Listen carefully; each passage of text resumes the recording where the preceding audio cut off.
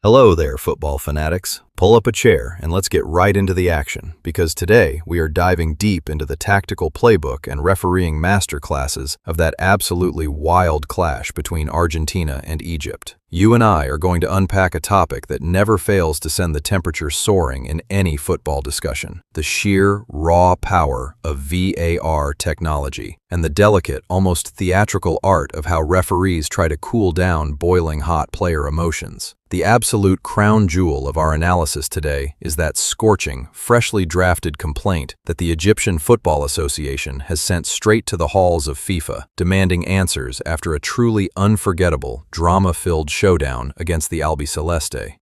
All right, folks, let's kick things off with part one of our breakdown, which I like to call the fall of Mohamed Salah and the controversial standard of lost momentum.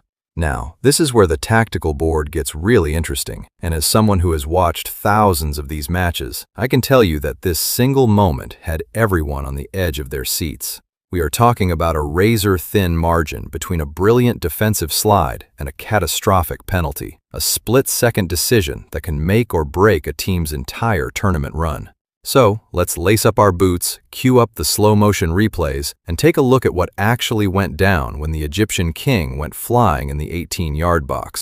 Let's start this analysis with the exact moment that has the entire nation of Egypt screaming for justice from the rafters: Mohamed Salah hitting the turf inside the penalty area after a heavy, physical collision with Lisandro Martinez. Now, if you ask any Egyptian fan out there, they will tell you with absolute certainty that this was a penalty so obvious you could see it from space, a stone-cold foul. But in this business, we have to look at the game with a cold, calculating eye. When we step back from the emotional chaos of the stadium and analyze the footage like seasoned pros, a completely different story begins to unfold on the screen.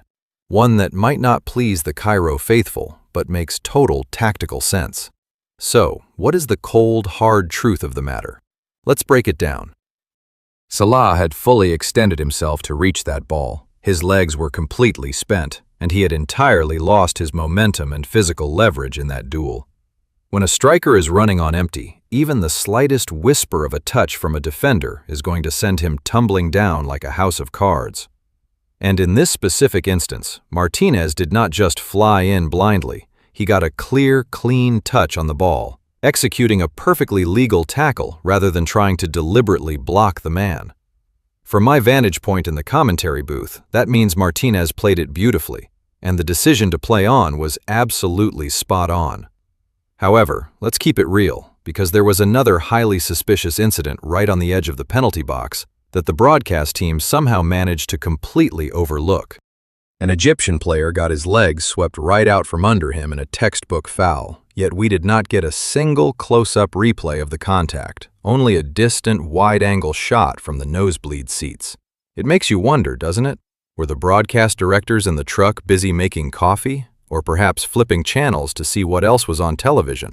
In a high-stakes match like this, missing a massive call like that is a tough pill to swallow, and it certainly leaves a bitter taste in the mouth of the Egyptian squad.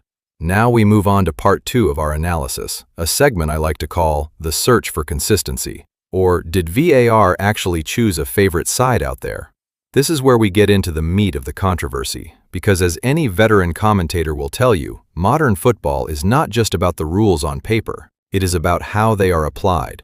When fans start feeling like the technology in the sky has a preference, that is when the beautiful game starts looking a bit like a theatrical production. Let's pull back the curtain and examine the glaring lack of synchronization that has everyone from Cairo to Buenos Aires arguing over their morning coffee. But let's be honest, my friends, the absolute peak of modern football's dark humor does not actually lie in whether a referee makes a correct or incorrect split-second decision in the heat of the moment. No, the real irony, the thing that drives managers and fans absolutely insane, boils down to a single crucial concept: consistency. When the rules of the game change from 1 minute to the next, or from one end of the pitch to the other, that is when the integrity of the sport gets called into question. It is all about having a level playing field, where everyone, regardless of the shirt they wear, is judged by the exact same metric throughout the 90 minutes. Just look at the way the VAR room operated when Argentina's defense was breached.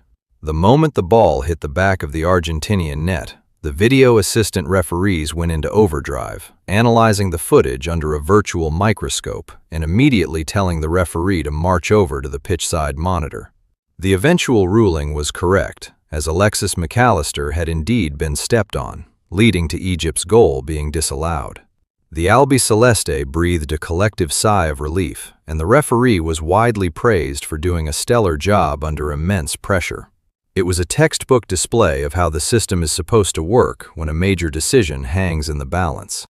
Yet, when an Egyptian player went flying in the box during the very next controversial play, the referees suddenly adopted a rather abstract philosophy. Just trust your gut.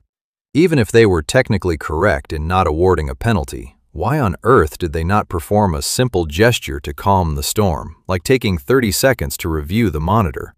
That lack of a visible double check is what truly poured gasoline on the fire for the disadvantaged team.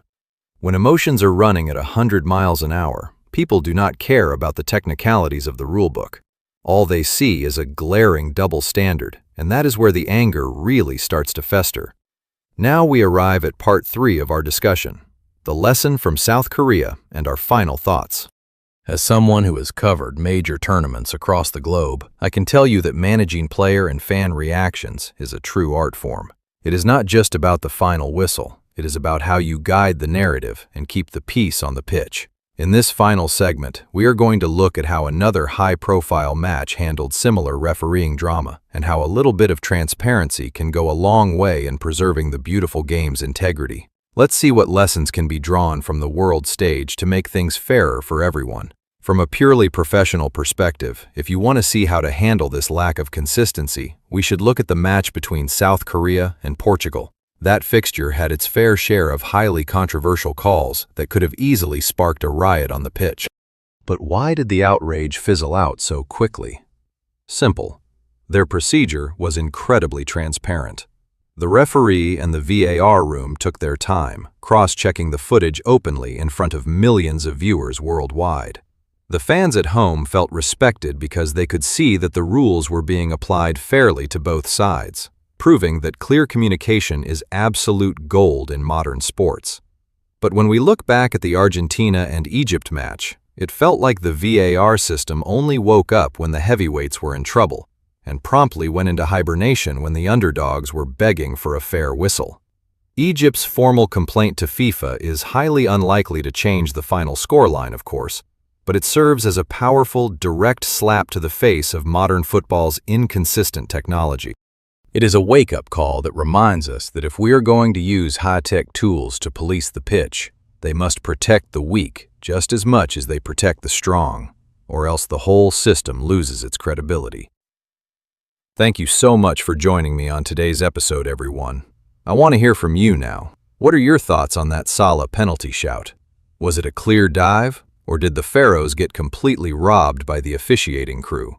Drop your takes in the comment section below. Hit that subscribe button, and you and I will be back together very soon for more sharp, unfiltered football analysis. Until next time, keep your eyes on the ball, stay safe out there, and remember that in this beautiful game of ours, the drama never truly stops when the final whistle blows. Bye for now.